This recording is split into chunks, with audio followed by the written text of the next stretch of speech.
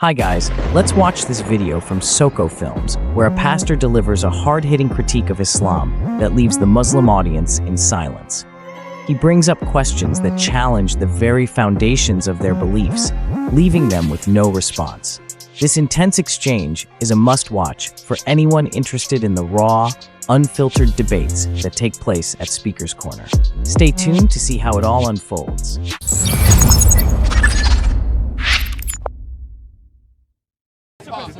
I'm going to put you.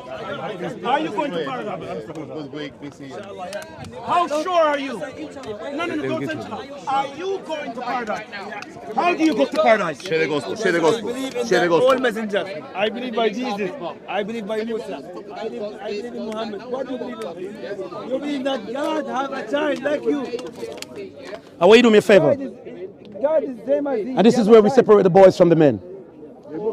Muhammad says he came to confirm what was written. So he must have an ideology of what was given before in the Gospels and the Injil. Okay. Do you know the Quran well? Okay. Do me a favor. This, for the witness of the eyewitnesses, is called a Tunaq. Okay. Could you read Genesis 1 for me, please? Hold the book. In the beginning, Yes. darkness was upon the face of the deep, and the Spirit of God moved upon the face of the waters. Sorry. And God Get said, it. let there be light. Stop right there. Stop right there. Stop right there. You have to listen. You have to listen. Sir, I'm going to do the same stuff now. This is the Torah. This is the Gospel and Injil. We're going to correspond now. This was written before, and this came after. Now, that says in the beginning. Mine says in the beginning, God created the heavens and the earth. Are we corresponding? Yes. Are we understanding each other? Yes. Now, find the same in Quran for me. Because you came to confirm what was written before. What?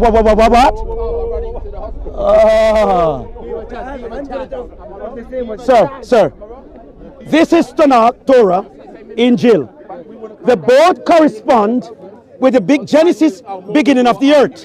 Now, from Quran, because Quran says it's final revelation of Allah. Muhammad is a seal of all prophets. The Torah and everything he knew because the angels told him. Okay, find in Quran Genesis, the beginning of the earth. How was the world created?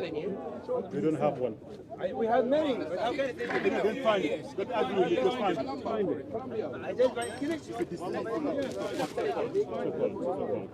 Find it. The reason why I brought this conversation up is this. You say Bible corrupted.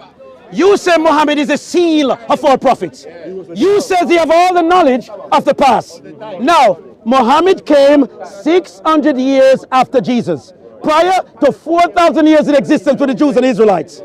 The entire Bible is Jews, a battle with God and the Jews. Oh, you don't know. Find Quran for me. How did God create the heaven and the earth? It must confirm with these two, you know. The first, the second, and you have the last. So for the last to come, you have to correspond. What? We have a problem now. We have a problem now. There is a problem now. There is a problem now. And this is the problem now. Let me explain the problem to you. Sir, this is my explanation. I have been to Buckingham Palace. I've seen King Charles. I've seen the Queen. I've seen Harry. And I've seen William. And I come back out and tell you, I saw them, they were there. You are telling me I didn't saw them and they're not there. How do you know?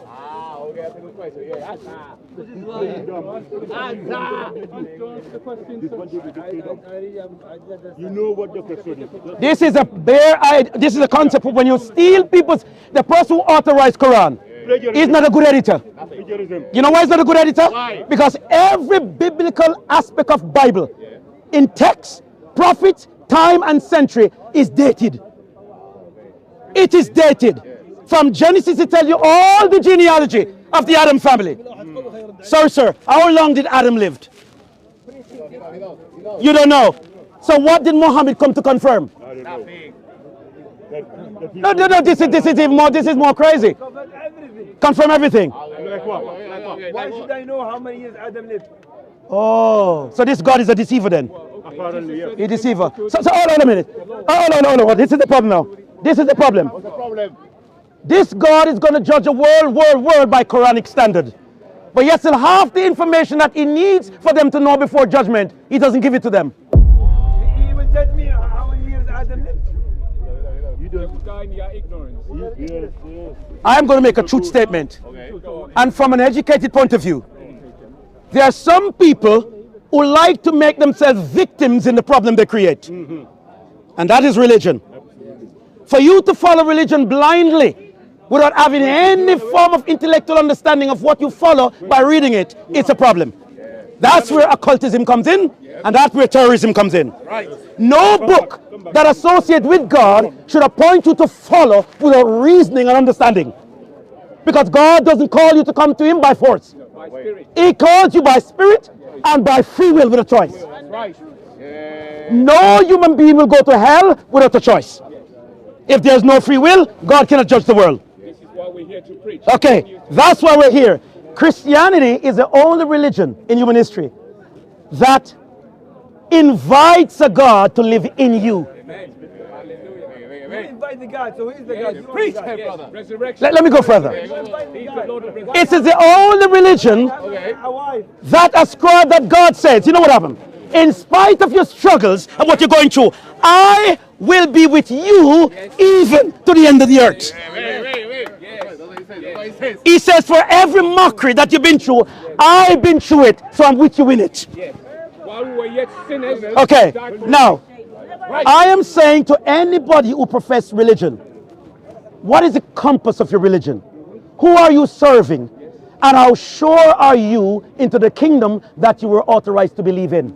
I ask you the same question with you and 1.2 billion Muslims across the world. Today you might not know the geographic history that is happening. 250,000 Muslims in South Asia becomes Christian. And they're going like wildfire in Iran. And they're going wildfire, but because these news are locked up from you guys. You don't know what is happening. Christ is doing something new. Can I share something with you? Christ is bypassing human beings. He says, because I'm going to pour out my spirit over our flesh one more time. And he's getting to them by dreams and vision. Standing there like lemon. Oh, sorry. I asked the question again. I asked him again. I asked you a while ago to read from the Tanakh. Muhammad says he came to confirm what was written before. That means he must have had an ideology of what was written before. And if the angels were truthful, if the corresponding, I've never known no angels in biblical history that contradicts another angel's message. Let me put it this way. You said, show me where Jesus is God. If God should come down and say, I'm God, the whole world would never believe. Because the people who followed Jesus wanted to see, if you are God, where is your signs and wonders? Now let me go further. What was the miracles of Muhammad? The best one you can give me? The best one you can give me? He split the moon. Now, how many people in that century saw the splitting of the moon? Many people? Which country? And there were 180,000 prophets. For where? Come again? All the Arabs. All the Arabs saw it. Oh. So this religion is really for Arabs then?